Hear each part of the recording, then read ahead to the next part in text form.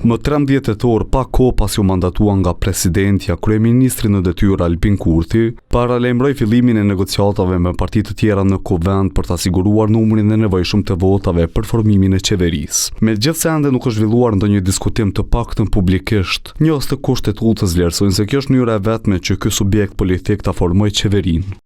Nëse mandatari për formimin e qeverisë i siguron në kabinetin e tij 61 vota për të votuar në kuvend,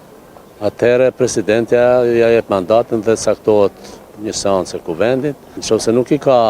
numrat e duhur, do duhej që këto ditë, madje në një mënyrë apo në një tjetër edhe ka paralajmëruar po ai vetë që në këtë fundjavë do të ketë kontakte, takime eventualisht me faktorë dhe themi aktor të rëndësishëm për të bërë ndonjë marrëveshje ose kompromis. Por një marrëveshje eventuale mes partive, sipas Mazlum Varaliut, mund të arrihet pas përfundimit të balotazhit në komuna. Askush asnjëherë nuk mund thuhet në politikë, veçanërisht politikën tonë të paparashikueshme ballkanike, që nuk mund të ketë ndonjë marrëveshje, aq më tepër kur i kemi zgjedhjet lokale dhe aq më tepër kur kemi balotazh në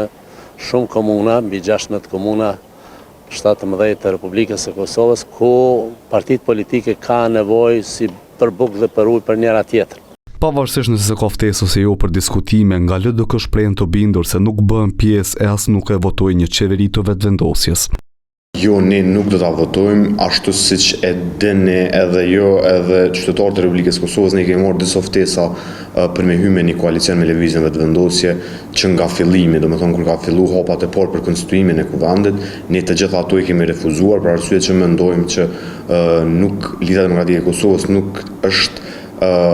e gatshme të qeverisë me lëvizjen vetëvendosje. Nëse vetëvendosja nuk arrin të sigurojë të paktën 61 vota për formimin e qeverisë, presidentja do ta mandatojë partinë e dytë në zgjedhje, në këtë rast PDK-n.